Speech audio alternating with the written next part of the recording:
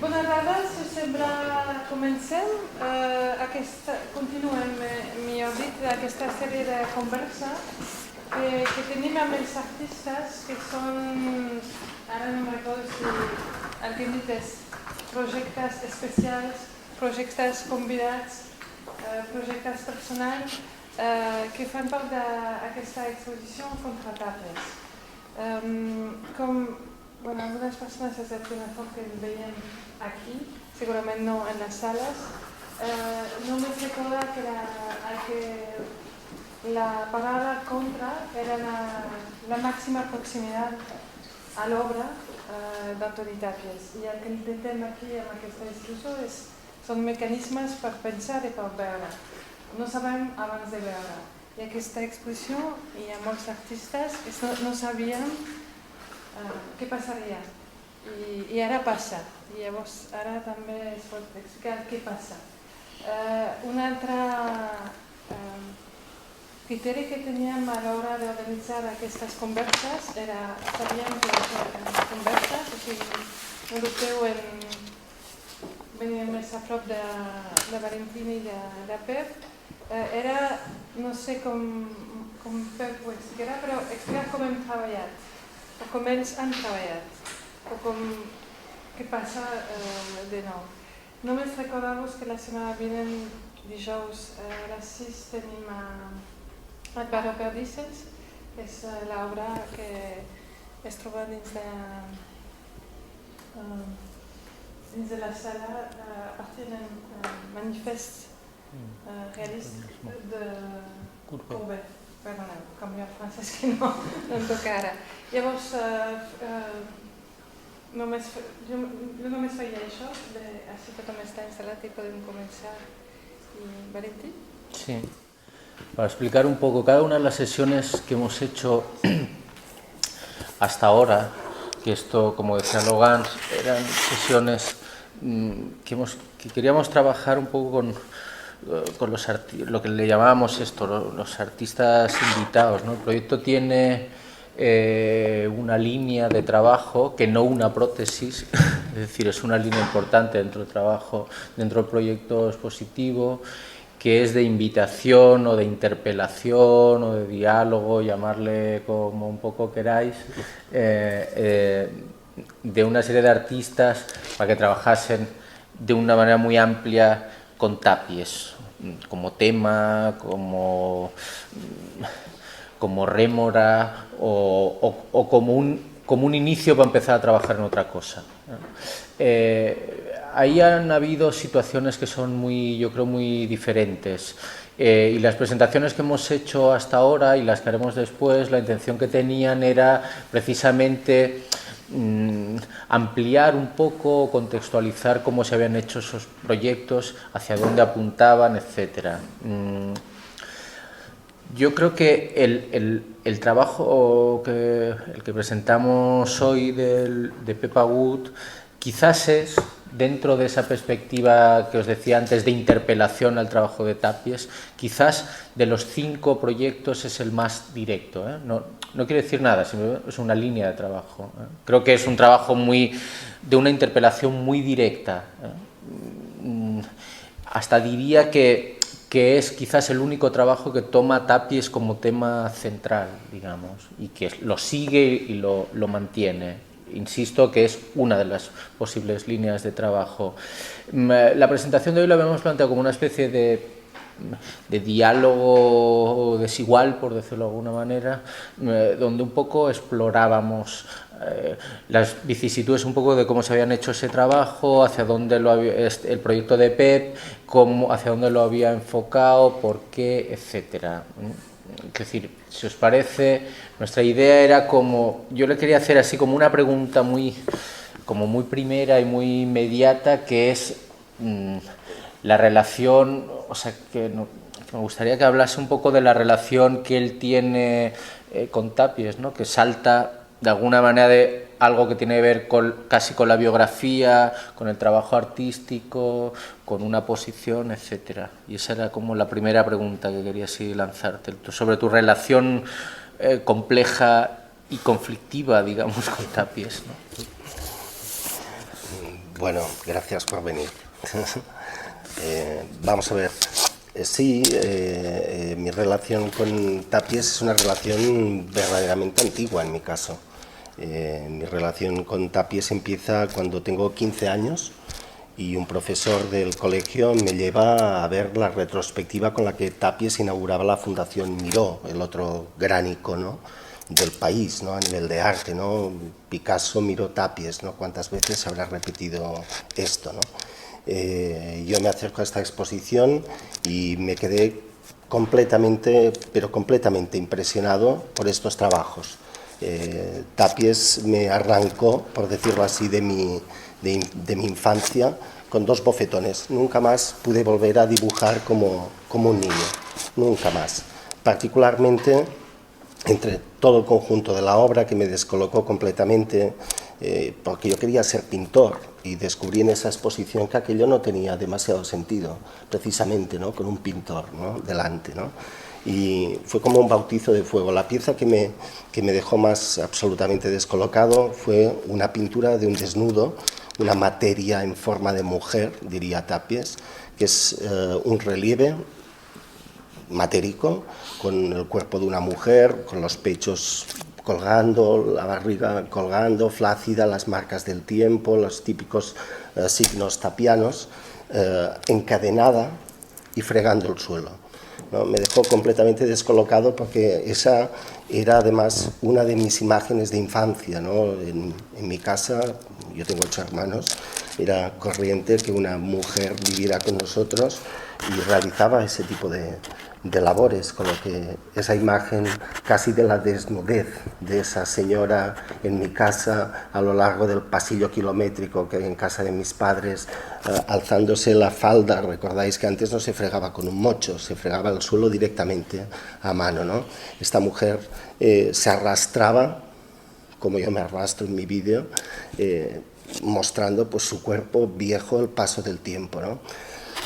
Yo salí de la exposición de Tapies y pasé mucho tiempo sin poder dibujar, que era uno de mis hábitos habituales, y hice algo que para mí era muy raro, que era tomar la cámara fotográfica de mi padre, y me pasé varios meses sin película, fotografiando, cuando Teresa, además se llamaba Teresa esta señora, para más INRI y casualidad, cuando Teresa se ponía a fregar el suelo de casa y se levantaba las faldas, yo sacaba la cabeza de mi habitación en el pasillo y la encajaba, la encuadraba y hacía mis imágenes sin película, con lo que yo creo que realmente llegué a tener conciencia de que el problema del arte no era ya más registrar nada, representar nada, no era adherirse a nivel de imagen a la realidad, sino que era suponerla, que era, bueno, otra movida totalmente diferente. Además, en ese contexto, en España, pues como sabemos todos, no había nada, ningún canal de información, Internet no existía, obviamente, las bibliotecas eran pobrísimas, era difícil hacerse con información, y Tapies constituyó, con sus artículos, con sus libros, una referencia, no tanto estética, no me interesaba tanto esto, pero sí bibliográfica. Empecé a leer sistemáticamente todo aquello de lo que hablaba Tapies, a escuchar toda la música de la que hablaba Tapies. Y al lado de todo esto empecé a descubrir la fotografía.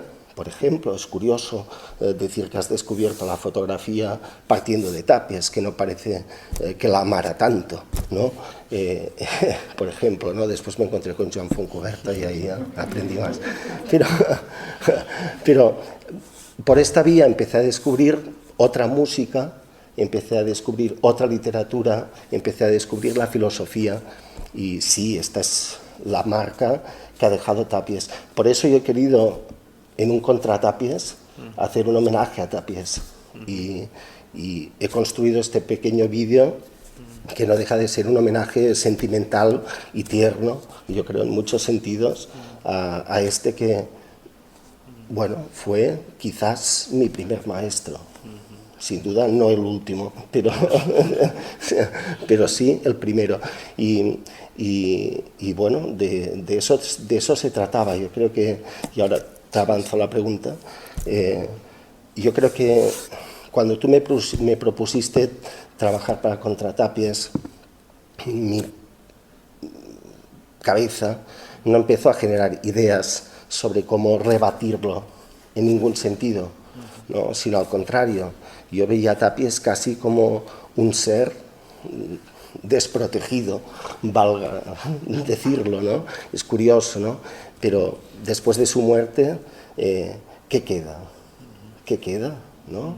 Y esto me preguntaba yo. Entonces pensé, bueno, quizá Tapies ha construido sobre sí mismo, con un gran esfuerzo y con un gran empeño, un mito que es un verdadero burka para su persona.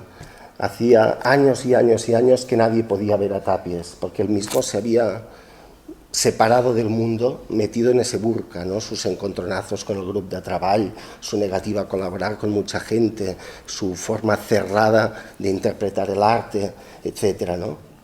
Yo creo que Contratapies, y para mí este es el valor de la exposición y es al nivel en el que yo he querido participar, era una ocasión para quitarle el burka a Tapies y mirarle a los ojos después de su muerte, ¿no? Quizá después de esta exposición la gente puede volver a pensar Tapies en un sentido positivo y que Tapies recupere un espacio que yo creo que en justicia le corresponde, ¿no? Pero que no es, desde luego, ese espacio de Rey Sol que pareció el tiempo otorgarle cuando estaba en vida, ¿no? Sí, de hecho, sí, hay un poco... Yo creo que aparte de la mitificación, que sí, que es verdad, aparte que es que, digamos que una cosa que explicamos Logan y yo es que cuando un artista desaparece la posibilidad digamos, desaparece la posibilidad de una, entre comillas, interpretación auténtica de un artista. Se abre el momento de todas las posibles interpretaciones. Es decir, ya no está Tapies para decir, oye, eso que dices no va. Aunque eso tampoco tenga que ser exactamente fiable, ¿no? Pero, en cualquier caso, la muerte de un artista genera esa apertura al campo de la interpretación posible. Yo creo que la exposición, al menos lo que hemos intentado Logan y yo, ha sido señalizar posibles lugares donde ir a pensar a Tapies o a trabajar sobre él. Quiero decir, es una exposición, la idea que teníamos todo el rato es una exposición, digamos, de señalización, más que una exposición conclusiva. Yo creo que en el mito ese que tú dices de Tapies entra las propias palabras del artista, o sea, la propia de esto. Una vez cuando estábamos preparando la exposición con Logans, nos dimos como cuenta de que toda la gente o la mayoría de especialistas sobre Tapies hablaban con los mismos términos que Tapies, que es una situación cómica. ¿Sabes? Nadie habla con el mismo aparataje verbal que otro, porque no solo es su estilo de hablar, sino que es su manera de mirar el mundo. Sin embargo, con Tapies pasaba algo, por ejemplo, todo el mundo habla de trascendencia porque Tapies habla de trascendencia. O todo el mundo habla o de una idea determinada de la trascendencia, cuando hay también la contraria en un montón de obras, ¿no? Y la idea era un poco en el proyecto era sacar eso, ¿no? Es decir, señalizar precisamente todas esas contradicciones, y por eso decía que la mitificación no solo venía por el propio Tapies, sino creo que, por ejemplo, hay una museografía, hay un tipo de proyecto sobre Tapies que es muy mitificador. Es decir, yo creo que durante mucho tiempo se ha vivido una especie de situación a veces un tanto extraña de que todas las lecturas sobre Tapies eran la lectura definitiva, digamos, ¿no? O sea, y todas las lecturas sobre Tapies era la lectura que impugnaba la anterior lectura. Es decir, esas esquizofrenias que tiene el mundo del arte, no, que siempre es eso. Entonces, precisamente, el proyecto lo que quería, aunque suene un poco hippie, era una lectura un poco más desacomplejada y sin todas esas exigencias y todas esas urgencias, ¿no? Ahí empezaba mucho también un poco vuestro trabajo, ¿no? Ahí era muy importante el trabajo de los artistas en el sentido que, bueno, podíamos establecer vías de entrada. Por ejemplo, hay un tema, solo por poner un tema, en el caso de Uxue Arrieta Vicente Vázquez, que tiene un trabajo que no tiene nada que ver, que no, para nada tiene nada que ver con, por ejemplo, un proyecto como el de Pep, que es casi literal una lectura confrontativa al trabajo de Tapies. Pero, por ejemplo, en ese trabajo yo creo que nos sirvió mucho para hablar sobre lo que significa una cosa, la materia, la materialidad o lo épico, lo tal, ¿sabes? Que son conceptos que creo que son no muy resueltos. Como vamos así de rebote, te lanzo yo otra ahora. No, una cosa que sí que a mí me llamaba la atención, que nos...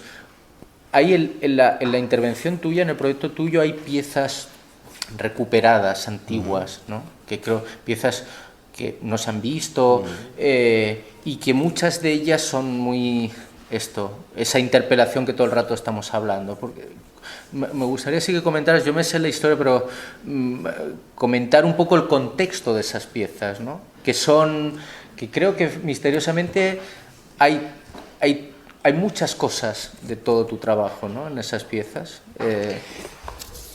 Bueno, a ver, aquí hay una pieza del año 80, con lo que han pasado pues 34 años, no es poco tiempo, y otra del 81, otra del 98 y la pieza más de homenaje que he hecho esta última. Es cubrir mucho tiempo.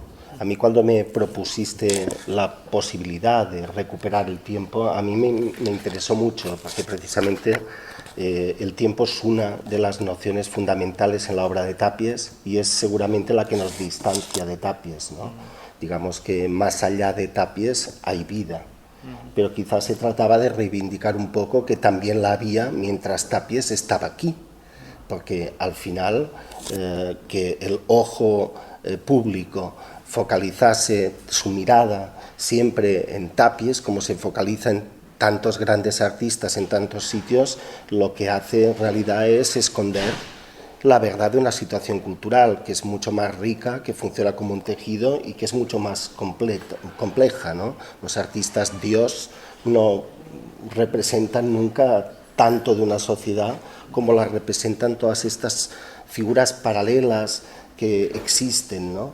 Y eso lo muestra muy bien, además, el conjunto de la exposición. En mi caso personal, bueno, reivindicar un trabajo de más de 30 años no me parecía una mala cosa en ese contexto, al contrario, era decir, vale, pues yo puedo hacer un trabajo incluso de homenaje a Tapies, como podéis pensar, después lo podemos comentar más, pues recordando toda esta historia personal con su cuadro y la desnudez de la señora de la limpieza, ¿no? Pero había otras historias muy tempranas, historias sobre el lenguaje, historias sobre el cuerpo, historias sobre lo performativo, historias, bueno, sobre la palabra convertida en algo orgánico, ¿no? Y ahí es donde yo quería incidir. Por eso, cuando tú me ibas proponiendo las ideas básicas del proyecto, pues yo intentaba pues un poco ofrecerte cosas que yo mismo llevaba más de 30 años sin ver. O sea, estos trabajos estaban cerrados en el almacén, el del desnudo no se había visto nunca, no lo había expuesto jamás, y el de las figuras, el de las fotografías, digamos, porno, para aclararnos, solo se ha visto una vez, en París en 1982. Con lo que también, digamos, que era un trabajo desaparecido, ¿no? El otro no, porque es del MACBA, y el MACBA cíclicamente pues lo va mostrando cuando les interesa, y el nuevo pues porque es nuevo.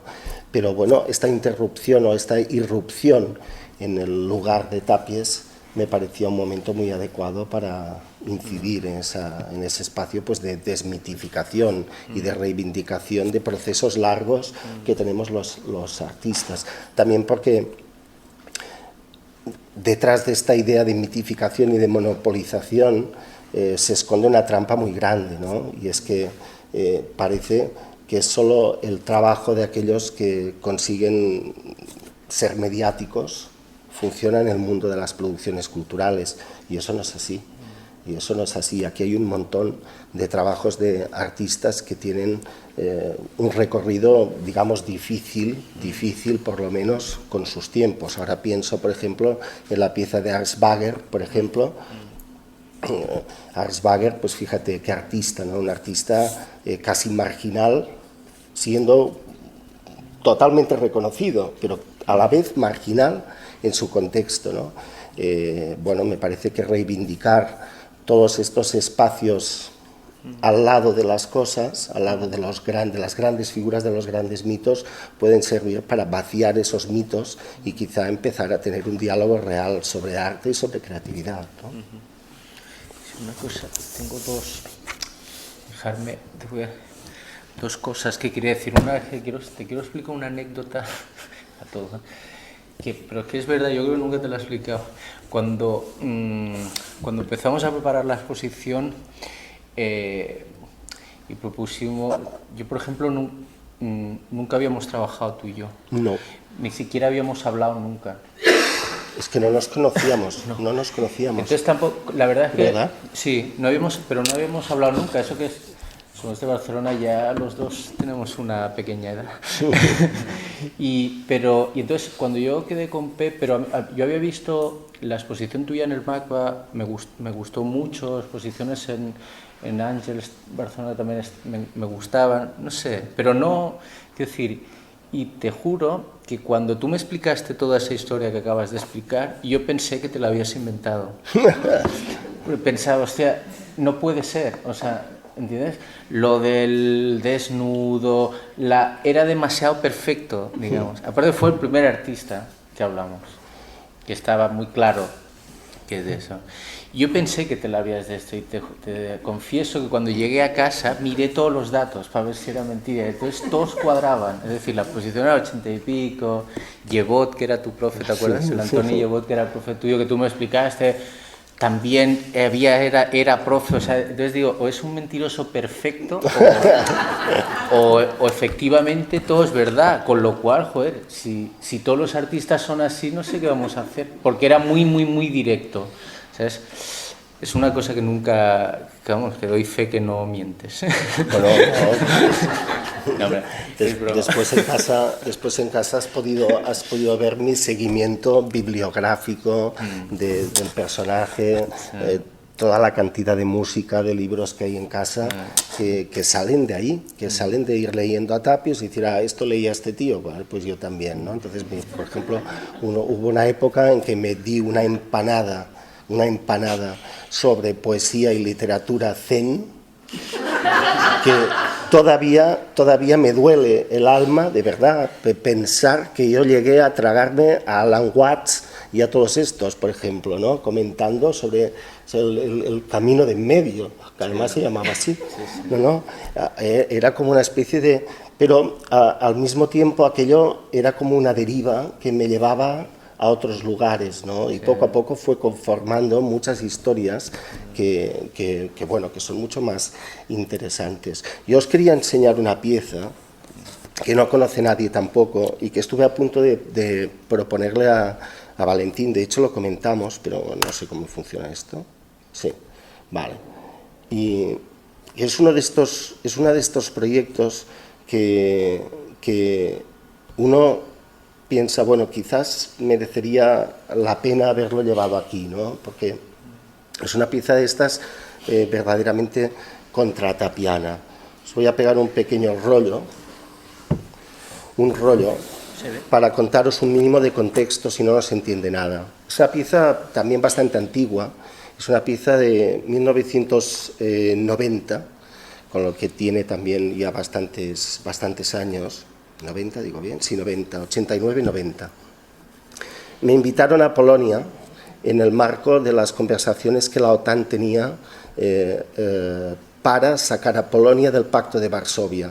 Entonces, como se sabe, los políticos utilizan como siempre a los personajes de la cultura, esto es los artistas, los que escriben, los que bailan, los que hacen fotos, los que no sé qué, para sus propósitos. Con lo que a mí también me invitaron en esa ocasión a participar de todo este follón tremendo, ¿no? Yo pensaba, bueno, yo vivía en Colonia, en Alemania, Y yo pensaba, bueno, ¿qué le cuento yo a un polaco? ¿Qué le cuento yo a un polaco? Desde mi posición de privilegio, ¿no? Mi contexto, todo muy ordenado, todo adelante, ¿no? Entonces me planteé realmente no hacer nada, irme a Polonia unas cuantas semanas antes de la exposición e inventarme algo allí. Esto viene al caso porque en mi caso esto es normalmente imposible. Yo no me invento nada y lo hago. Yo me paso mucho tiempo como un obtuso trabajando en las cosas que me invento. Soy muy lento creativamente, ¿no? No me gusta funcionar por impulsos, ¿no? Para nada. En ese caso, pues me planteé hacerlo así, totalmente al revés de como lo hacía siempre. Entonces me fui a Polonia, me pasé 3 semanas rondando en los sitios donde yo creo que se puede aprender más, que es en los bares, dándole la paliza a la gente, intentando conocer gente. Conocí a un tipo que medía como 2 metros, una especie de bestia, un tipo grandote, no era rubio, era raro. Sí, una especie de tiparraco bestia, ¿no? Nos hicimos muy amigos a base de cervezas y me invitó a su casa. Yo acepté. Él vivía en Nowa Huta, al lado de Cracovia. Nowa Huta es un polígono industrial de explotación minera absolutamente contaminado, pero absolutamente significa que los coches aparcados en la calle tú los tocas así y te queda el dedo negro de carbonilla, o sea, el grado de contaminación, de suciedad, era extremo. Estuve en Nowa Huta, en casa de este tío que vivía en un apartamento como de 25 metros y vivían 8 personas ahí metidas. Era como todo plegable, desplegable, era una cosa absolutamente increíble, ¿no? Con lo que empecé a reflexionar sobre el espacio, la ocupación del espacio, qué significaba habitabilidad, qué significaba hacer arte en ese contexto de mierda, desde la posición absolutamente dominante que como occidental, pues como artista occidental invitado podía yo tomar ahí, ¿no? Con lo que les hice esta cosa. Esta cosa es el espacio que me dieron para ocupar con mi escultura o lo que yo quisiera y construimos un cubo de 2,40 por 2,40 por 2,40, que es sencillamente la medida de los tamaños de los tableros industriales. Construimos una caja de embalaje para transportar la obra que se suponía que tenía que estar ahí. En el horizonte de la pieza veis que hay unos pequeños circulitos en el listón central. Yo creo que tengo por aquí una foto vieja que lo muestra. Es que estas son fotos muy viejas. ¿Veis? Esta se ve un poco mejor, ¿eh? Es otra cara de esta imagen. Vamos a buscar una del horizonte. Esta me interesa. Y aquí hay otra que también me interesa. Vale, en esta se ve un poquito. Veis en el listón central que hay unas mirillas. Si reconocéis, son las mirillas de puerta cazaladrones. Las mirillas clásicas de puerta. Coloqué 8 mirillas en el perímetro mirando hacia el interior vacío de la caja y 8 desde el interior hasta el exterior. Entonces la gente empezó a hacer filas para entrar en la caja, mirarse los unos a los otros, no podían ver nada y sabían que no había nada que ver más que ellos mismos, ¿no? Y yo pensaba que quizás era el sueño de desaparecer esa caja de transporte con las figuras humanas, con el frágil en alusión a todo, con el anagrama que hice, que es el muro de una alusión evidente al muro de Berlín que acababa de caer, etcétera. Bueno, lo digo porque en Contratapies se recogen aspectos de este tipo, como los que recoge esta pieza. Son aspectos que recogen alusiones a un contexto diverso. Ahora con Jordi Soleil, por ejemplo, hablábamos de la pieza de Merz y su discurso fascista, claramente fascista, ¿no? O casi fascista, ¿no? Tremendo, ¿no? Proposición Tapies, ¿no? Y a mí me parece que es importante que en las historias de los artistas, y tal como se presentan las historias de los artistas, se puedan recoger aspectos así, aspectos que en alguna medida toman contextos, los absorben y los resumen en situaciones que, siendo resumidas, pueden explotar, que devienen muy complejas. Y esta pieza es una pieza de las que ves podría haber perfectamente propuesto para estar en Contratapies por este motivo, porque es una pieza que alude al lenguaje, alude al espacio, alude a la materia, alude a los humanos, alude al acto performativo, pero sin embargo niega todas las formas de estética que normalmente se han construido en torno de ese tipo de conceptos, ¿no? Empezando por Tapies mismo, ¿no? La idea de materia, la de performatividad, etcétera, son totalmente opuestas. Bueno, por eso os he querido comentar esa pieza antigua. Había una cosa también, una pregunta que sí que te quiero hacer, que tú me explicaste una historia también que era muy buena, que es, bueno, en relación, pues esto, pues yo creo que lo que has explicado de tu lectura, memoria personal, pues es esa lectura que es como también se llama el proyecto que él presentaba, ¿no? Que a lo largo de todas las exposiciones hemos ido más o menos señalando de diferente manera lo significativo y yo creo hasta un cierto punto lo poco profundizado que es un libro como Memoria Personal, desde cualquier perspectiva para los interesados en el trabajo de Tapies, pero también un libro de memorias. Yo creo, no sé, yo cuando lo leí me pareció que era un libro como que hay un punto, hay una parte determinada hasta que se narra el viaje a París, hasta los años 50, que me da la impresión que yo no sé, que como que es de una es decir, es como si lo hubiese escrito para que nadie lo publicase o para que nadie lo leyese. O sea, yo no publicaría eso, escribo el libro. O sea, quiero decir, no, con un grado de sinceridad que solo puede tener alguien, o me ha dado la impresión a mí, que solo puede tener alguien que piensa que ese texto no lo va a leer nadie. O alguien de una grandísima temeridad, quiero decir. Eso también entra dentro de un cierto mito tapiano, quiero decir, también esos grandes zonas de distensión, por decirlo de alguna manera, pero bueno, por lo que decías antes, y Memoria Personal, que es el título de tu proyecto, es algo que va, digamos, reapareciendo en muchos sitios. Por ejemplo, lo de una parte de la correspondencia está sacada de ahí, hay una parte también de las relaciones, por ejemplo, toda la línea abajo de París, por ejemplo, de todos el cuadro de Mathieu, de las obras de Dubuffet, Fautrier, que claro, eso es lo que Tapies narra, que no puede no narrarlo, ¿no? Es decir, que cuando llega a París lo que se encuentra es una cosa que le pasa un poco lo que a ti te pasó con él.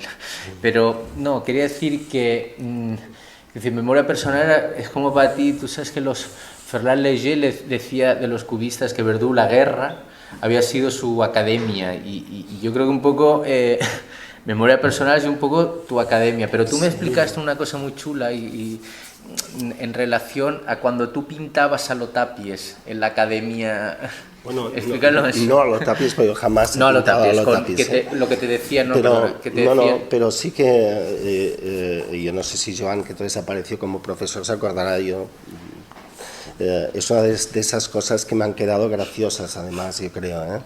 En la facultad tenían la costumbre, más o menos una vez al mes, de hacer lo que se llamaban correcciones. Entonces la gente sencillamente presentaba los trabajos ante una especie de jurado que eran los profesores de las áreas plásticas, ¿no? El profesor de dibujo, el de escultura o los catedráticos, digamos, ¿no? De pintura y tal, ¿no? Entonces tú en un espacio pues como este ponías ahí tus cachivaches, los profesores se sentaban en primera fila, te jodían vivo y los compañeros te jodían muchísimo más que los profesores, ¿no? Porque había todo el régimen de disputas raras marcianas, pero que eran normalmente muy interesantes, mucho más interesantes, ¿no? Y allí el gran peligro era que un profesor te dijera: nano, això tapieja. Si te soltaven el nano, això tapieja, o nana, habías hecho el ridículo más espectacular, que era lo que sucedía tan a menudo en clase, o sea, estabas ahí metido y aparte de los que pintaban mandarinas, pues había todo el sector de los que llegaban con el saco cemento y se podían allí dar paletadas, pero esto es normal, ¿no? A los 18 años en una facultad de Bellas Artes que acaba de salir del franquismo, Jordi Soler me hacía, otra vez mencionar Jordi, me hacía coña y me decía que los trabajos que tengo aquí abajo son prácticamente preconstitucionales, ¿no?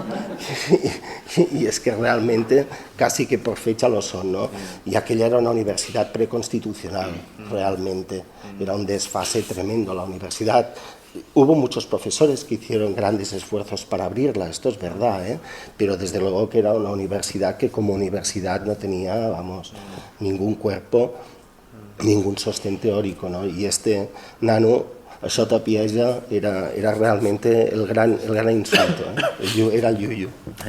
Sí, eso también es otra cosa que veníamos diciendo, como de que decíamos de una parte de los artistas invitados que están en la exposición, que no es exactamente tu caso, aunque también, ¿no? Que tiene que ver con eso, que es que bueno, en este país hay una generación que no es, yo creo que justo anterior, que pienso que se acaba un poco antes de la tuya o con la tuya, tal, que es que claro, la influencia de Tapies en los pintores españoles y catalanes de los 80, 90, quizás al principio, es muy evidente, digamos, ¿no? O dicho de otra manera, que es muy difícil ver cierto tipo de prácticas plásticas que salgan o de Tapies o de irse a las antípodas de Tapies, quiero decir, pero y por ejemplo, lo que sí yo creo que hemos visto y lo hemos dicho así como otras veces, que claro, para la gente que nació a partir de postconstitucional, o sea, la gente que nació a partir de los 80, Tapies lo decía y un día sin coña, es como Mondrian. Todo el mundo la ha influido Mondrian. Pero es como en ese sentido, quiero decir, ya no es ese peso, ¿no? Hemos asistido en la exposición, hubo un momento que nos dimos un poco cuenta de eso, ¿no? Y sinceramente de manera involuntaria, ¿no? Que con el, digamos, carpetazo freudiano que le daba Pep a Tapies, daba una impresión de que se le daba un carpetazo freudiano también a una impronta de Tapies, ¿no? Muy evidente. La pintura catalana y española de los 70, 80, ¿no? De una manera yo creo muy evidente y al mismo tiempo absolutamente alejada de las prácticas artísticas de la gente que tiene 30 y pocos años, ¿no? Que me parece que efectivamente yo creo que de ahí viene, o sea, de ahí puede venir, de esas generaciones, digamos, no contaminadas por el mito, por decirlo de alguna manera, y por el contexto, de ahí puede venir, es decir, lo digo sin ningún paternalismo, al contrario, lo digo con toda la... me ha parecido que decían cosas más interesantes de Tapies como artista, pues yo que sé, Álvaro, Ushue, Vicente, Luis Guerra, realmente decía, mira, fíjate en esto, se fijaban, por ejemplo, cuando muchas veces hicimos, cuando estábamos preparando la exposición, como para hacer calentamiento, veníamos a ver Tapies. Era un ejercicio que hacíamos normalmente. Y claro, por ejemplo, pues yo que sé, Luis, que es así, que es más plástico y tal, se fijaba en cosas que yo ningún... Mira que, por ejemplo, yo que sé, yo había hablado mucho de la pintura de Tapies con Hernández Pijuan, que era muy amigo y que siempre hablaba muy bien y sabía muy bien decir de qué iba la pintura, ¿no? Y, por ejemplo, me ha sorprendido eso, que hay una lectura pedagógica, si quieres, que es diferente, ¿no?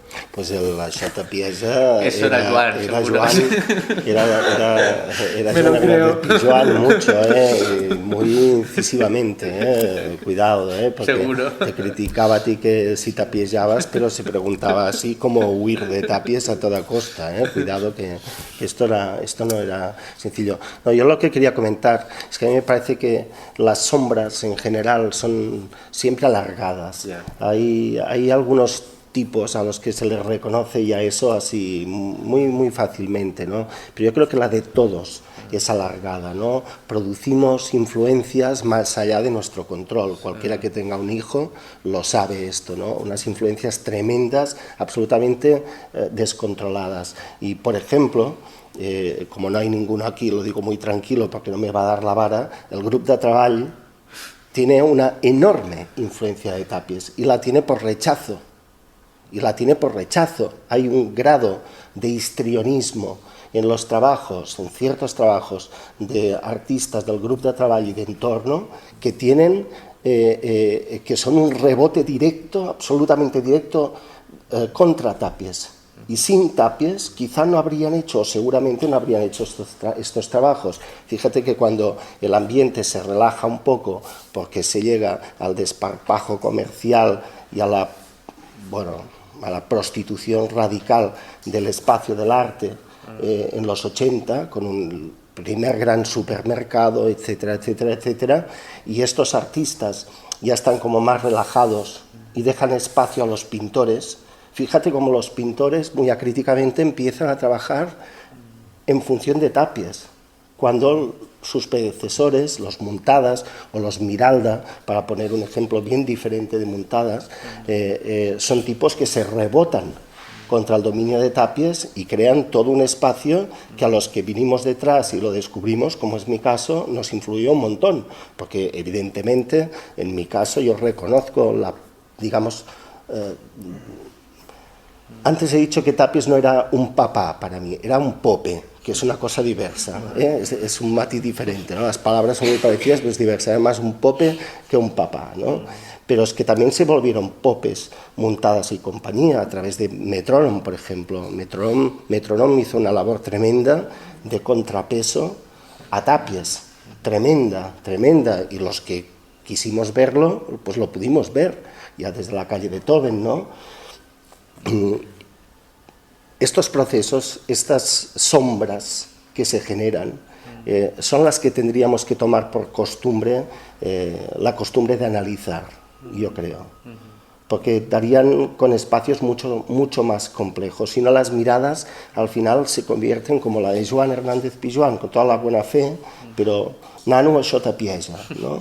Y si te cortaban los pies antes de haber dado el primer paso, ¿no? Y dices, no, esto no puede ser, hay que dejar todos estos espacios abiertos siempre, ¿no? Y creo que a niveles de formación todavía es más importante, por lo que tenemos una responsabilidad en eso, ¿no? Sí, yo creo que también es una cuestión, es decir, ya digo, es un proceso que me parece que como empieza ahora y aparte está bien también que decir que ese proceso sea la propia Fundación Tàpies quien lo lance o quien lo haga posible o que lo relea. Es decir, es un proceso lento, me da la impresión, pasa por muchas cosas, lo que decías de grupo de trabajo y tal, más allá de eso exclusivamente en concreto, o sea, de esa polémica, pero yo sí que creo que efectivamente, digamos, la trayectoria, la biografía artística de Tàpies, pues conviene releerla, desbaratarla de arriba hasta abajo. Quiero decir, claro, empezando por la memoria personal. Sí, sí. En mi caso, además lo he titulado así, el vídeo, Memoria Personal, como un contrahomenaje, ciertamente, porque en mi vídeo lo que se muestra es pues un artista en su desnudez, sí, que está lavando el cuerpo muerto de la pintura, está lavando un Pollock, ¿no? Y ese lavado de ese cuerpo muerto, que es Pollock o es Tàpies o es la pintura para mí, que es un cuerpo muerto, bueno, pues produce esta imagen. Lo que a mí me parece importante de todo este proceso es que los puntos de vista críticos que hay que realizar sobre las cosas, si se realizan verdaderamente con seriedad, con rigor, se expanden. No es posible criticar solo a Tàpies. Si debes entrar en una crítica a Tàpies, debes entrar ya desde la memoria personal en una crítica al modelo burgués barcelonés, por ejemplo. Porque cuando tú lees la memoria personal de Tàpies, pues ¿qué te está contando Tàpies? Pues Tàpies te está diciendo que él era un burgués con un privilegio de contactos sociales y de relaciones sociales tremendos, que además lo aprovechó y que además el hermano de Juan Antonio Samarán, cuando se iba a París, pues le metía 100.000 pelas en el bolsillo y podía defenderse sin pasar hambre, cosa que los demás no tenían, por ejemplo, ¿no? Bueno, es necesario entrar en esa crítica, pero la crítica de Tàpies es compleja, porque Tàpies era complejo y muy rico, yo creo, como artista en muchos sentidos. Y cuando tú lees la memoria personal no puedes abstraerte de esto. Por esto a mí no me parece banal. Sí. Me parece un libro aburrido, pero banal no. Yo lo decía en ese mismo sentido, decía lo de revisar la cronología, hay que decir que no... y creo que con Tàpies va a pasar un poco... Pues con todo lo que ha pasado con las mitificaciones de todos los artistas, digamos, ¿no? Que luego cuando pasa el tiempo la mitificación se lee de otra manera. Yo hice la exposición de Picasso hace el año pasado así, y por ejemplo me leí un libro de John Berger del año 69 que se llamaba Ascensión y Caída de Picasso, que ahora lo han reeditado Anagrama con un prólogo de Berger, por supuesto desdiciéndose de todo lo que había dicho, pero todo lo que decía en el 69 Berger de Picasso era... El libro empieza me lo he leído tantas veces que me lo sé. Picasso es el hombre más rico del mundo, no lleva nunca dinero, compra una casa y paga un cuadro, se va a cortar el pelo y hace un dibujo. Es decir, explica todo eso, pero luego empieza con todo el dispositivo marxista, empieza a darle caña en el 69 a Picasso. A la página 10 dice, bueno, pero es que Picasso es tan buen artista. En la página 25 dice, pero claro, es que ese cuadro de Picasso es maravilloso, y en la página 40 ya está caído por el suelo. Aparte de que luego Berger está diciendo de Picasso lo mismo que luego dice Juan Muñoz, positivamente, digamos. Es decir, es un libro que cumple ese ciclo típico de la iconoclastia, que es venerar al máximo.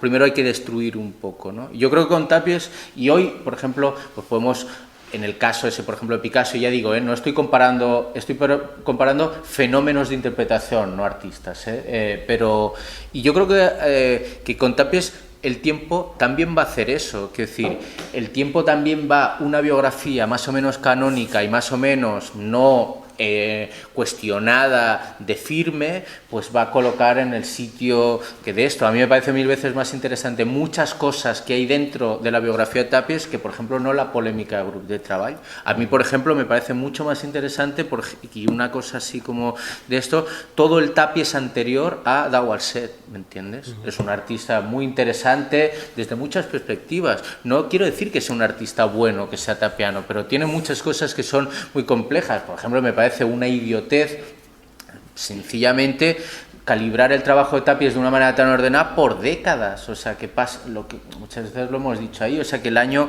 99 por la noche, el 31, ya pasa de ser matérico a ya es objetual. Ridículo, pero es un poco así como es. Y ni siquiera las lecturas pretendidamente impugnatorias de Tàpies han sido radicales con una cosa. Pienso, por ejemplo, en las exposiciones que Manolo Borja ha hecho de Tàpies, ¿sabes? Donde me parece que no entraba a fondo en ninguna de las cuestiones. Es decir, en ninguna, o era simplemente una certificación de esa cara B Tàpies, por el contrario de la cara A Tàpies. Es decir, pero tampoco había demasiadas exploraciones. Al final, bueno, sí, por ejemplo, la crítica, no, yo recuerdo cuando se hizo la exposición en el RENA o en el MAC o así, antológica de Tàpies, que era, no, porque vamos a releer esa lectura de Tàpies en clave formalista, ¿no? Es absolutamente facha, conservadora, tal. Ya, pero es que la Fundación Tàpies, Manolo hizo la miel, que era el barniz, el muro, que era el polvo de mármol, el tatuaje, que era el dibujo. Joder, si eso no es formalista, hacemos exposición a partir de lo que hace un artista con un material.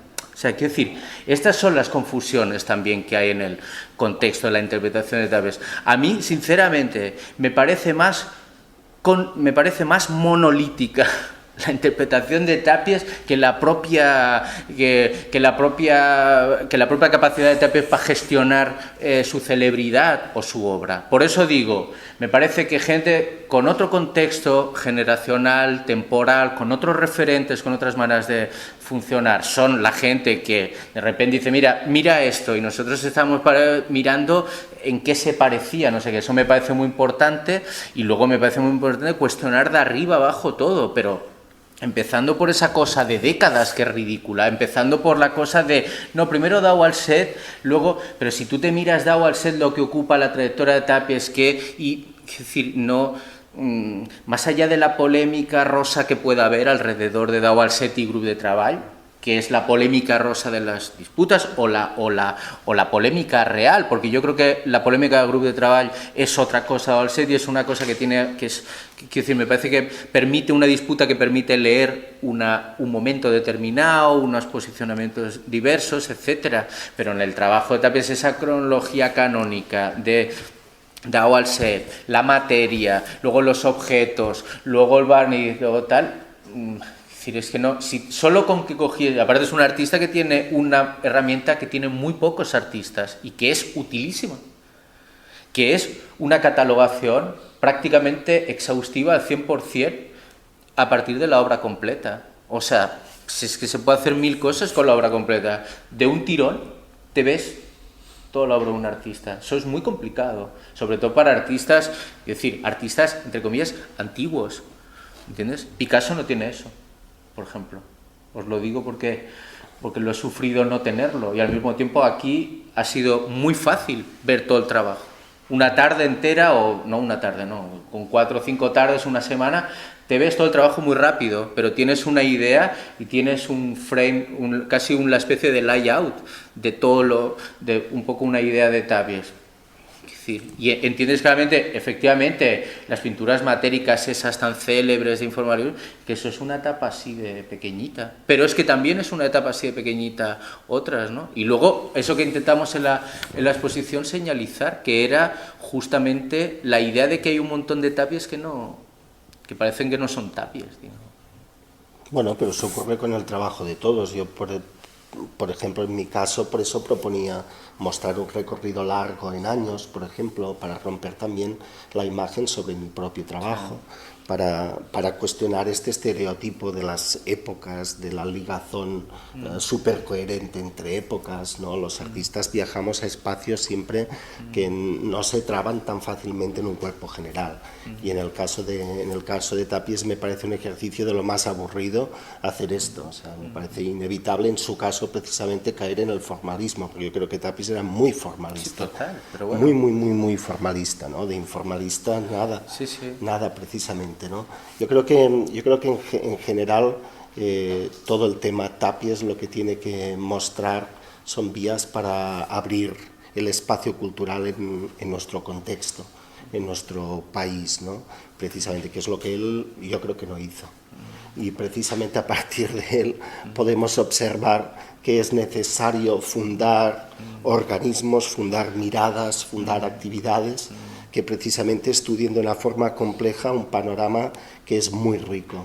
En este país hay un montón de artistas que son gente válida y potente y que no encuentran un espacio de desarrollo porque este país es lo que es y punto. Tàpies se supo y pudo aprovecharse de lo que es el país, porque se puede hablar de lo que Tàpies le dio a Cataluña, pero Cataluña a Tàpies le ha dado un montón, y esto es algo que no se puede dejar de lado. La factura debe ser recíproca, ¿no? Y tendríamos que ver qué vehículos críticos tenemos para, a partir del caso Tàpies, estudiarnos a nosotros mismos para evitar ciertas situaciones y generar un marco cultural con sentido, que ahora mismo pues yo creo que no lo hay. No, seguro, pero ya te digo que en el caso, por ejemplo, por Tàpies hay un montón de cosas, pendientes de explorar. Por ejemplo, y me acuerdo que estamos preparando la exposición solo una y ya os pasamos quizás la palabra así para que de esto, pero por ejemplo una cosa que a mí también me llamó mucho la atención es sobre todo en el sur de Alemania, Tapies era... Hay una cosa que, bueno, en el sur y en una parte de Alemania también significativa que conozco, Tapies era una influencia muy importante en las escuelas alemanas de bellas artes de los años 80, porque de alguna manera, hablando así con gente, me di cuenta de que, digamos, Beuys para los alemanes de los 80 era su tótem. Era quizás su Tapies, pero multiplicado por 50, digamos, ¿no? Porque, por ejemplo, estuvimos aquí con unos amigos, los directores de la Kunstverein de Stuttgart, y me decían, en Alemania nunca hubiéramos podido hacer, o hubiéramos tenido una cierta dificultad para hacer una exposición sobre Beuys, no por nada, sino de comprensión, ¿no? Como esta de Tapies, que podía ser, en muchos casos, muy iconoclasta con el trabajo de Tapies. Pero no, lo decía porque en el contexto de ciertas partes de Alemania, ciertas escuelas de bellas artes de Alemania, era más fácil para hablar de pintura sin querer referirse a Kiefer, que representaba una cosa más comercial, pero entrando en una cierta idea espiritual que no se podía apelar a Beuys, que era tal, explicarlo a partir de Tapies. Con lo cual hay un montón de gente, por ejemplo, en el contexto del mundo del arte, que tienen así entre 45 y 55 años, por ejemplo, que ¿saben? Tuvieron una formación a partir del trabajo de Tapies. No quiero decir una formación, no es que les guste Tapies o que les interese, pero sí son gente, por ejemplo, una dimensión que podría ser otra vía de trabajo y que incluso en un momento determinado planteamos para incorporar en esta exposición, pero no podíamos asumir tantas cosas, era esa. ¿Cuál era? ¿Sabes cómo? Porque no... ¿Cómo se ejercía esa pedagogía desde una parte lo tapiano? No lo sé, o sea, pero por ejemplo ahí hay un camino, hay un montón de cosas, yo creo. Bueno, es curioso, pero porque, claro, Tapies, a ver, tenía desde sus galerías potentes en París al principio y después en Suiza, tenía un foco importante de influencia en el mundo germánico. También en el mundo suizo, en la parte alemana de Suiza también, ¿no? Yo tenía un amigo, un gran artista ya muerto, que era Remy Zaugg, por ejemplo, que, bueno, detestaba Tapies a más no poder, pero a más no poder, o sea, le parecía el límite de lo impresentable, ¿no? Hablaba siempre del artista del papel japonés, ¿no? Decía que era todo la parafernalia con la que Tapies trabajaba, lo que realizaba su trabajo, pero que no tenía ningún contenido, ¿no? Bueno, o sea que también había una reacción grande. Sí, sí. Lo que sucede es que en Alemania la formación académica es una formación que tiene en cuenta muchos otros parámetros que aquí no tenemos en cuenta. Y Tapies tenía una cosa que a menudo carecen los artistas, que era una cierta fuerza con las palabras. En su caso, que no era muy hablador, sí que escribía, aunque no escribía muy bien. También es un tópico el decir que Tapies escribía bien. Me parece que Tapies no escribía demasiado bien, pero Tapies sí que escribía y era claro con sus ideas. Se podían aceptar o no, pero ahí estaban y las ponía en juego. En el mundo germánico esto tiene un gran valor pedagógico. Un artista que se explica es para ellos algo importantísimo. Sí, sobre todo, ya te digo que no lo decía en un sentido estrictamente positivo. Hablaba, si queréis, en un caso concreto, Hans Kries, que es el director de la Kunstverein de Stuttgart y que era pintor en los 80. Me explicó y me dijo, mira, yo sé cuál es la... es decir, había una pincelada tapiana que la aprendíamos casi copiando a Tapies, ¿me entiendes? Dice, y había un profesor nuestro que no, que decir, en ese sentido, que incluso como el que hacía, se ponía a hacer bocetos copiando cuadros de Velázquez. Pero, por ejemplo, me sorprendió el grandísimo conocimiento técnico que conocía un tío que hace exposiciones de arte político sobre la pintura de Tapies. Y me pareció un terreno técnico, ¿eh? Es decir, mira, tiene un gesto de mano, aquí no sé qué, o sea, sabían perfectamente desarticular eso. Y me pareció como un campo de análisis súper bueno, es decir, cómo traducen los alemanes o quien sea, ¿no? ¿Cómo se traduce una pintura tan connotada en nuestro contexto, simbólica, política, totémicamente, etcétera, ¿cómo la traducen unos tíos de Stuttgart en los 80 desde el punto de vista, mirad chicos, se pinta así? Porque ¿sabes? lo podían tomar desacomplejadamente. Sí, no. Por eso, pero me parecía eso cambio, como... seguro que no conocían bien las formas dibujísticas de Beuys. Sí, sí, no. Porque les había ocurrido lo que aquí, noi Beuyselles. Pues exacto. Pues eso. No, pues eso, ese era, por ejemplo, esos campos de trabajo que decía. Lo habían planchado. No, yo quería recuperar el plan de estudios de esa universidad para ver qué es lo que hacían. Os pasamos la palabra. ¿Alguien quiere...? Bueno, yo quiero decir una cosa. Yo soy absolutamente fan de Pep. Bueno. Por lo tanto, todo lo que haga Pep, siempre le encuentro una explicación lógica porque él me la explica. Pero esto no ocurre con otros muchísimos artistas que no te pueden explicar lo que hacen, sino que has de buscar bibliografía para entender aquello que ves. Entonces yo sigo siendo una coleccionista que muchas veces me dejo llevar por aquello que me impresiona visualmente, sin tener que ir a buscar esa bibliografía que me explique lo que quiere representar aquel artista. Y es un juego un poco difícil porque aficionados al arte hay muchísima gente, pero el hecho de tener que entender de arte a base de leer, a mí a veces se me hace difícil. Por ejemplo, toda esta exposición que hay fuera es fantástica, pero te la has de explicar intelectualmente para poder reconocer el valor que ello tiene, ¿no? Porque un coleccionista necesita que lo que se ponga en casa le apasione. Y a veces ahora, en este momento, este arte objetual y conceptual tan bestia y que además ha pasado por épocas de protestar políticamente, protestar de forma contundente contra la pintura normal, como si dijéramos, o la pintura de toda la historia, que sería un error horroroso, porque mucha cosa de la historia la conocemos a través de esa pintura. Pero me pasa, a veces me pasa que yo misma me siento desconcertada, como amante del arte y como coleccionista, ¿eh? Solo te quería decir esto. No, yo creo... Sí, no, te entiendo, vamos, sí, me pasa a mí lo mismo. No, te lo digo en serio. No, mira, en esta exposición, a ver, yo creo, en general, porque vamos, esta es una cuestión que básicamente yo me dedico a explicar eso a la gente. Lo sé, que de esto no. No lo digo en serio, pero mira, en esta exposición, por ejemplo, es una de las exposiciones que yo creo, al menos de la que yo he hecho, seguro que tiene menos dispositivo teórico. Yo le he dado un orden a la exposición, pero la exposición se puede ver de la manera que sea. Es decir, y no es... fíjate, venía a hacer una exposición el Picasso donde nos habíamos sobrado 10 pueblos escribiendo. Y al final hubo un momento que le explicaba yo la exposición a todo el mundo y me di cuenta de que la exposición mía no se entendía, la de Picasso. Esto no quiere decir que esta... Yo creo que esta sí que se entiende, pero me pareció, y en esta exposición, si te fijas, por ejemplo, aparte de las citas que hay, no hay nada más. Si tú lo lees en el folletito ese que hemos hecho, que hay una organización, bien.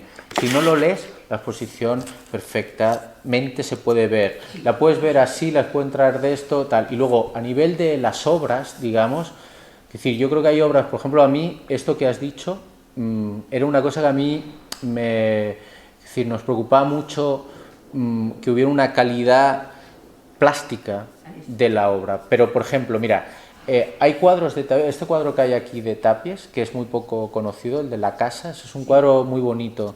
Las piezas, es decir, hay incluso, te diría, en algunos casos, toda la parte de pintura francesa abajo, o Lamborghini o tal, hay una voluntad, digamos, plástica en eso. Y sí que queríamos que esta exposición tuviera una plasticidad, ¿vale? La tiene. Y luego hay una cosa también que es, efectivamente estoy de acuerdo contigo, que muchas veces pues hacemos cosas que necesitan como un manual de instrucciones al lado y que eso dificulta, es verdad, y es cierto que nos volvemos un poco sectarios también, sí. Pero ¿sabes lo que pasa? Que es que también es muy difícil a veces, intentando no ser sectario, no ponerte populista, ¿sabes?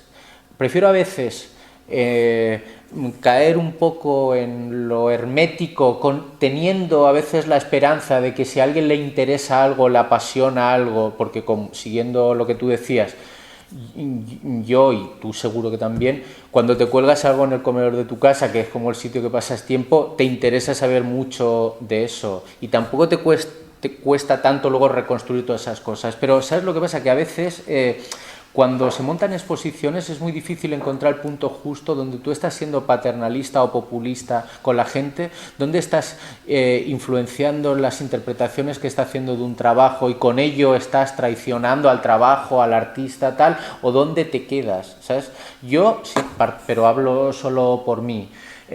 Muchas veces me da mucho palo la cosa populista. Es decir, la sobreinformación sobre un trabajo, y por eso los textos que habíamos reducido prácticamente esos textos que hay a la entrada de las 5 intervenciones, incluso nos forzamos a que fuesen de una dimensión corta para que explicara unas pequeñas peripecias de cómo se había hecho los proyectos. Ya está. No, me he fijado, es muy coherente. Ha sido en ese sentido o por ejemplo los cuadros de la serie Hockney es una serie que es muy, vamos, yo no tiene nada que ver, pero vamos, yo traje a mi madre a ver la exposición, que nunca había venido a ver una exposición mía.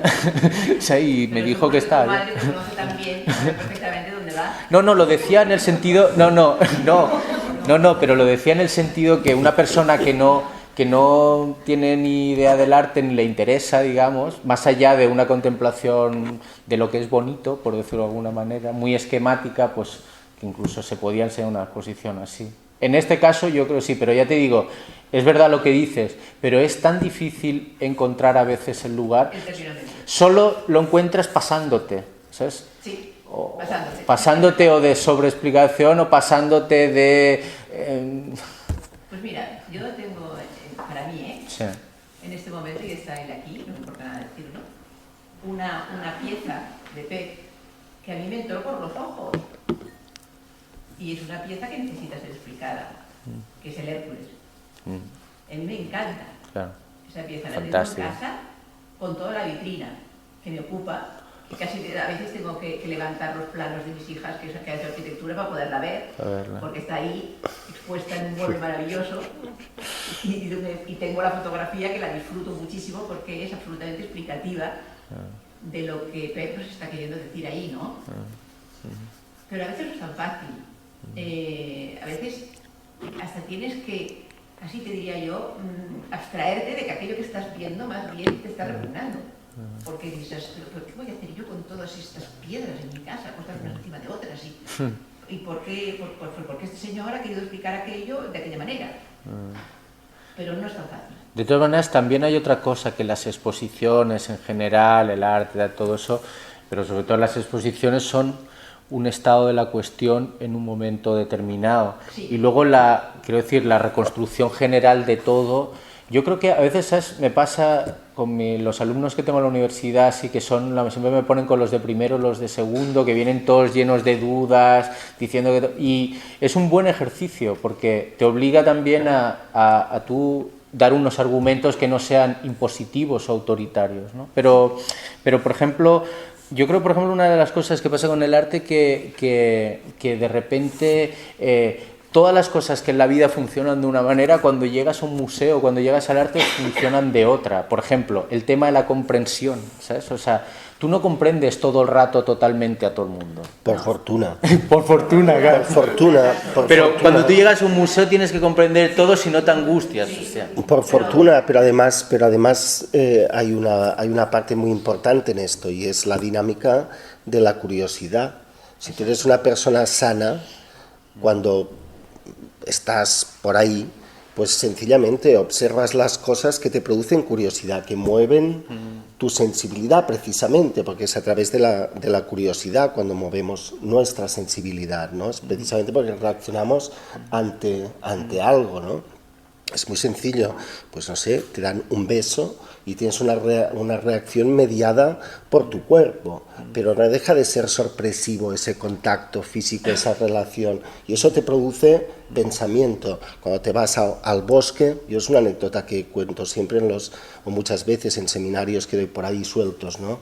Gente que no entiende bien cómo funciona la enseñanza del arte o cómo es el mundo del arte, y les digo, mira, tú te metes en un bosque y lo cruzas, el bosque, y como no tienes ni idea de nada, pues simplemente lo cruzas. Pero como te venga uno al lado y te diga, mira, esta flor de aquí ha servido durante 2000 años para abortar las mujeres que deseaban hacerlo. Por ejemplo, cuando tú circules por ese bosque, ya no vas a pisotear esa flor, o sí, pero lo vas a hacer con una conciencia y una sensibilidad diferente, ¿no? Cuando alguien te diga, mira, ese líquen necesita 75 años para desarrollar 5 milímetros. Tú vas a observar el bosque en otra forma. En el mundo del arte nos tenemos que permitir el desconocimiento, norma número 1. No podemos conocer 40.000 artistas y además conocerlos de verdad. Yo llevo 34 años haciendo mi trabajo. ¿Cómo puedo pretender que alguien se meta en mi piel y se coma mis 34 años de trabajo? ¿O cómo nos vamos a comer los 60 años de trabajo de Tapies o los de cualquier artista, el más tonto? No importa. ¿Cómo vamos a absorber así las vidas de tantas personas? Esto no es posible. Por lo tanto, nos tenemos que dar un primer margen, que es el del derecho a no saber y el derecho a no conocer. Y en segundo lugar, también tenemos que concedernos el derecho de avanzar desde nuestra curiosidad, porque cuando entras en una situación, te encuentras en una situación que te produce, pues no sé, que te echa para atrás, por ejemplo, asco, pues por algo será, y quizá puedas tomar la opción de marcharte, pero puedes quizá enfrentarte a ese asco. Yo no creo que a ninguna persona sana le puede dar placer, por ejemplo, ver esa película de Pasolini. No, a ninguna. Y sin embargo, si esa persona sana se da cuenta de lo que allí sucede, le puede producir un placer enorme ver esa película de Pasolini. Claro, entonces, ¿de qué estamos hablando? Pues estamos hablando de procesos de libertad delante de la posibilidad de conocer lo que sea y de organizarnos a partir de ahí. Cuando se monta una exposición, pues se presupone que esta exposición tiene que generar algún nivel de conflicto, sino para qué se monta. Si lo que se monta ya es de todo sabido, que estamos haciendo la celebración de la miel, no mola. Por ejemplo, esta exposición, dices tú, pues la exposición es chulísima, tú te lo vas mirando poco a poco y te vas encontrando que al principio lo que no te gustaba te acaba gustando a la tercera vuelta. Esto es verdad. Pero para el coleccionista casero y como yo, que soy aficionada simplemente, es difícil. Por eso encuentro tan fantástica la labor de los museos de arte contemporáneo. Porque ahí los artistas se pueden expresar con tamaños que son totalmente imposibles de tener en casa. Pero a la vez, como tú has dicho antes, muy bien dicho, pero que creo que es verdad, desgraciadamente, como si dijéramos, el prostituirse un poco, el popularizarse un poco, buscando la repetición de eso tan enorme que has visto en el museo y que te ha impresionado tanto, para que un coleccionista pueda tener alguna cosa de aquello. Y eso en el fondo es una pequeña prostitución de tu manera de crear. ¿O no? ¿Tú querías decir? ¿Sí? Ah, ¿querías contar? Ah, no. Sí, que... sí. No, sí, que digas. estamos, sí. Ah, no. No, No. digo, para ver si estamos con él, porque nunca le he pedido. La concentración de los 80 en la memoria personal, o sea, en el espacio que has organizado abajo, ¿por qué los 80? ¿Por qué esta concentración de piezas de los 80? ¿Por qué esa concentración de piezas de los 80? Pues también porque, bueno, es algo que lo preguntaré a Valentín, también que aprovecho para la cuestión de la pornografía, ¿no? Porque como yo doy vuelta regularmente con la gente y se fijan en que utilizo la transición, o sea, intento con palabras de fuera de explicar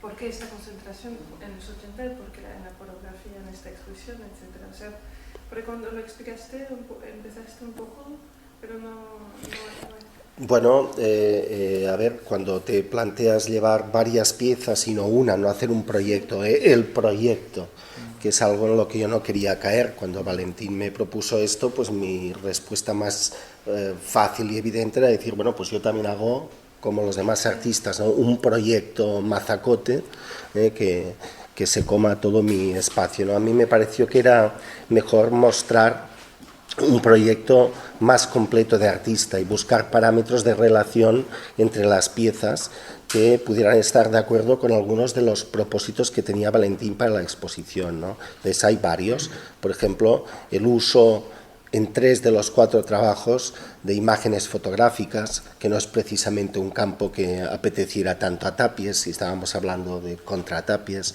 El uso, por ejemplo, del lenguaje medido como lenguaje, que también el lenguaje oral, que también está presente en Tapies, pero tampoco le gustaba en ese sentido preciso a Tapies. El uso de formatos grandes, de formatos muy elocuentes. Tapies ha trabajado en formatos muy elocuentes durante toda su vida. Y era importante sacar también trabajo de escala, ¿no? Y después esa idea de tiempo que te he dicho, los trabajos recorren 34 años, y 34 años de recorrido, yo tengo 52, son muchos años de recorrido. Una de las piezas la hice pues cuando tenía 19 años, fíjate, la del desnudo, ¿no? Y bueno, pues ahí está, ¿no? Y funciona, ¿no? Por esa razón nos planteamos con Valentín poner un recorrido muy amplio y hacer como una mini retrospectiva dentro de ese Contratapies, ¿no? Un poco convocar esa imagen de tiempos paralelos que decíamos y que se olvidan, ¿no? Porque no eres Tapies, ¿no? Sí, luego además ha dado relaciones muy curiosas, por ejemplo el Hirschhorn con el desnudo, Lamborghini con la pornografía, cosas que yo no podía controlar de ninguna manera, ¿no?, que han pasado por las manos de Valentín. No, y luego había una cosa que era por el tema como de lo pornográfico y eso. Alguien me preguntó por ahí de decir lo de si era necesario poner a Pasolini. Absolutamente necesario. Yo creo que Pasolini es al contrario. A mí me parece que dentro de esa otra desmitificación de Tapies, por ejemplo, una de las cosas political correct a la hora de leer a Tapies es cuando se habla del cuerpo en la obra de Tapies, que ya un poco demostró la exposición anterior a esta, pero que incluso puede tener otras vías de radicalización. Es decir, el cuerpo en Tapies no es el cuerpo, por decirlo metafóricamente, el cuerpo del dolor, el cuerpo existencialista. Se ha hablado mucho del dolor, de la ruptura, de tal, o del erotismo, que es como la cosa tal, pero y el cuerpo del placer, por ejemplo, o esa tensión, digamos, o la pornografía pura y dura en el trabajo de Tapies. Es decir, que es absolutamente, no el cuerpo tal, no, sexo, no hablemos de esas otras cosas. Es decir, cuando decíamos releer a Tapies, también nos referimos a eso. Yo pienso, por ejemplo, que esa lectura medio épica, de corte orientalista en su versión más banal, digamos, y también esa aproximación, digamos, burguesa o existencialista a cómo Tapies representa el cuerpo. Hay muchos cosas que son pornografía dura, donde el deseo, lo escatológico son absolutamente presentes, sin paliativos y sin teorizaciones. Quiero decir, no tiene nada que ver con haber leído a Lao Tse. En ese sentido me parecía muy importante Pasolini, ¿no? La idea de Pasolini es que toda escatología es una política y que sin política la escatología es lo que hacen los niños, que es que les gusta hablar de guarrerías. Yo por eso estaba interesado en llevar las piezas que he llevado pornográficas, precisamente claro, por estas razones eso, que estaba defendiendo ahora claro, Valentín. En mi caso, además, el componente del lenguaje verbal está presente en todos los demás trabajos, ¿no?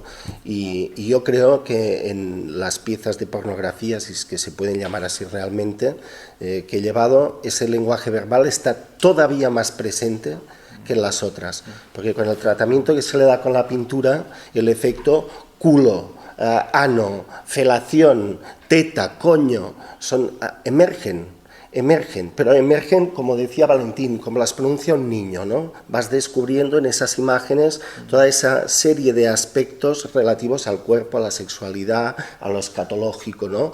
Que te acercan a lo pornográfico ya con otra mirada, que es lo que estás explicando de Pasolini, ¿no? Es dar ese pequeño salto que yo le decía a Sisita, ¿no? Permitirte primero el desconocimiento, pero después también darte la libertad de adquirirlo. Y ahí cambia la mirada y cambian precisamente las interpretaciones, ¿no? Sí, aparte que en el caso, es decir, en el caso de uno y otro, en el caso Pasolini, por ejemplo, y en el caso, y quizás también en tu caso, es decir, la obscenidad es un gesto puritano, es decir, solo se puede ser obsceno cuando hay puritanismo, eso es Bataille, es decir, que es el cuadro de Oriol Vilapuig aquí, ¿no? Que pone el erotismo Bataille. Bataille dice: solo por puritanismo encuentro el placer máximo de la obscenidad, ¿no? Eso no quiere decir, es una lectura absolutamente cristiana, por supuesto, pero es que ¿hay alguien menos marcado por el cristianismo que Tapies? ¿O hay alguien menos marcado por el cristianismo que Pasolini? Joder.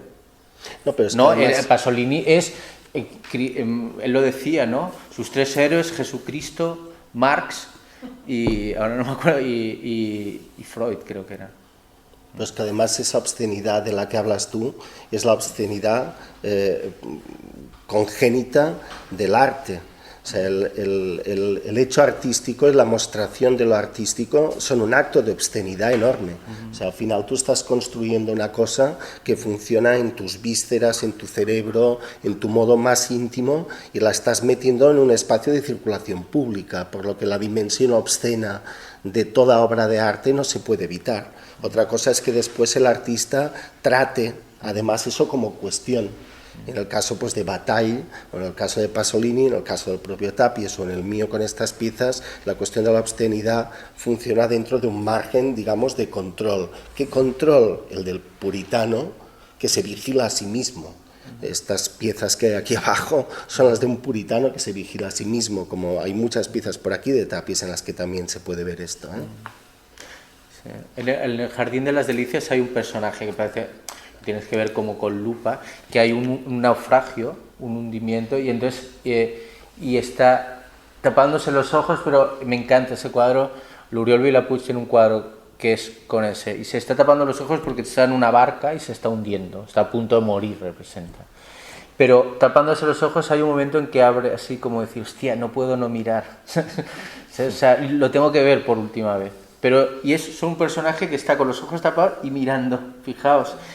Hay un cuadro de Oriol que se llama, no, ahora no me acuerdo, de Despossessió, Desocupació, la por, del Oriol Vilapuig, que aparece este personaje, pero es recortado de un cuadro de esto. Esa es aquello. En el último momento, lo único que quiero es mirar, o lo único que puedo es seguir mirando. Muchas gracias por venir. Gracias a vosotros.